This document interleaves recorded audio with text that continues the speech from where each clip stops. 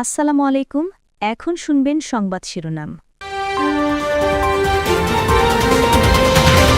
Pass না হওয়া অধ্যাদেশ নিয়ে নতুন ও কার্যকর আইন করবে সরকার। বিভ্রান্তি না ছড়ানোর আহ্বান।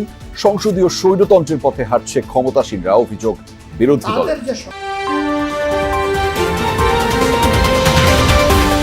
জ্বালানি নিয়ে হাহাকার কাটছেই না। প্রচন্ড গরমে ফিলিং স্টেশনে দীর্ঘ অপেক্ষায় বিরক্ত গ্রাহক। অনেক জায়গায় বন্ধ পাম্প। দুবাই হংকং নয়, আবারও সুইস ব্যাংকগুলোকে নিরাপদ ভাবছেন এশিয়ার ধনীরা। বাংলাদেশ থেকে অর্থ পাচার রোধে নজর দেওয়ার তাগিদ। হরমুজ প্রণালী নিয়ন্ত্রণে রেখে রিয়ালে টোল আদায়ের ঘোষণা ইরানের। যুক্তরাষ্ট্রের সীমাহীন চাওয়ার কারণেই ভেস্তে গেছে আলোচনা, দাবি তেহরানের। কঠোরতাকে দুষছেন ওয়াশিংটন। এতক্ষণ শুনছিলেন সংবাদ শিরোনাম, এখন শুনবেন বিস্তারিত। বিচার বিভাগের স্বাধীনতা, মানবাধিকার ও গুম কমিশন সংক্রান্ত নতুন এবং কার্যকর আইন করবে সরকার। এ ধরনের 7টি অধ্যাদেশের বিল পাশ না হলেও তা বাতিল হয়নি বলে জানিয়েছেন আইন ও স্বরাষ্ট্রমন্ত্রী। বলেছেন, এসব অধ্যাদেশের ত্রুটি, সাংঘর্ষিক ধারা আলোচনার মাধ্যমে সংশোধন করে নতুন আইন করা হবে। এ নিয়ে না বুঝেই বিরোধী দল রাজনীতি করছে বলেও অভিযোগ সরকারের দুই মন্ত্রীর। এ সময় অপ্রাসঙ্গিক নানা ইস্যুতে সংসদ থেকে বিরোধী দলের ওয়াকআউটেরও সমালোচনা করেন তারা। মধ্যে 97টি কোনো কাটছাট না করে বিল আকারে আইনে রূপান্তর করা হয়েছে, আর 13টি সংশোধনী আকারে আইনে রূপ দেয়া হয়েছে।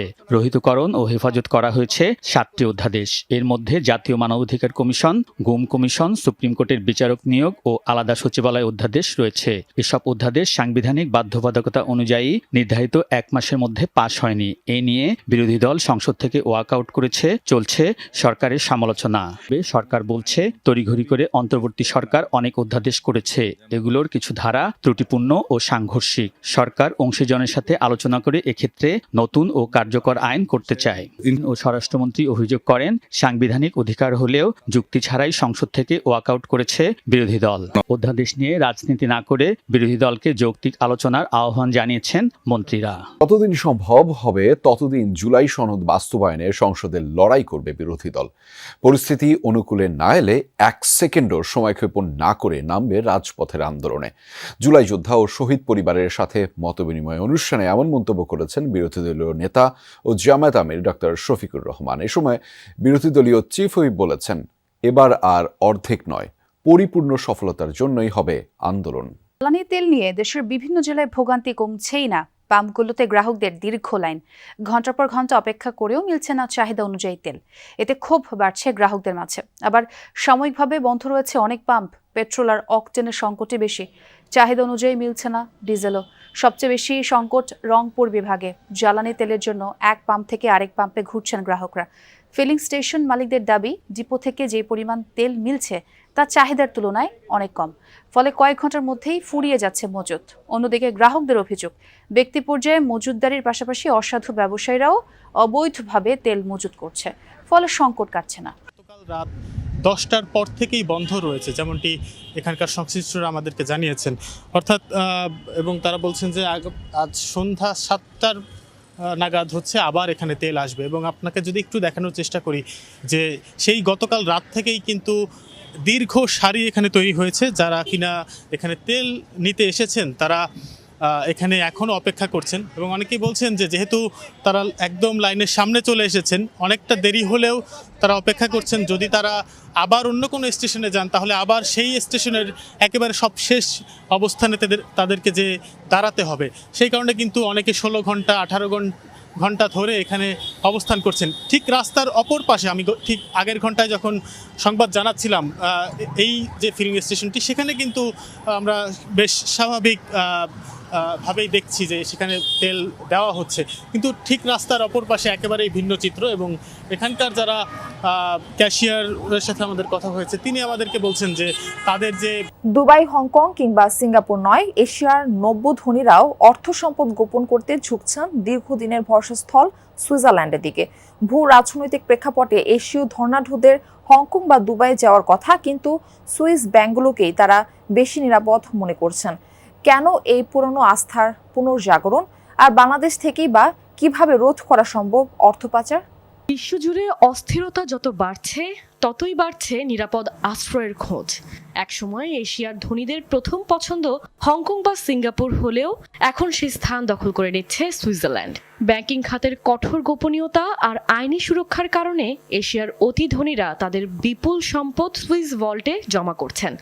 বস্টন কনসাল্টিং গ্রুপের তথ্যমতে 2024 সালে সুইজারল্যান্ডে অফশোর সম্পদের পরিমাণ দাঁড়িয়েছে $2.74 ট্রিলিয়ন।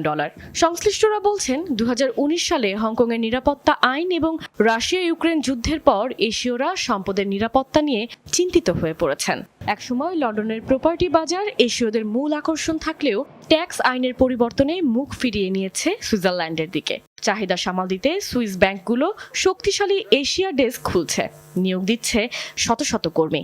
বিশ্ব যখন বৈধ সম্পদের নিরাপত্তা খুঁজছে, তখন বাংলাদেশ লড়ছে গত 1.5 দশকে পাচার হওয়া বিপুল অঙ্কের অবৈধ সম্পদ নিয়ে।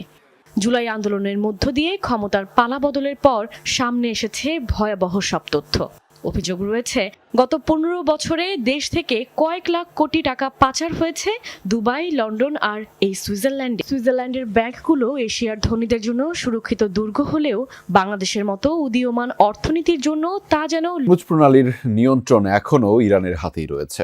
শান্তি আলোচনায় ভেস্তে যাওয়ার পর এমন মন্তব্য করেছেন দেশটির পার্লামেন্টের ডেপুটি স্পিকার হাজি বাবেই। এটিকে আলোচনায় ইরানের পক্ষ থেকে রেড লাইন আখ্যাও দেন তিনি।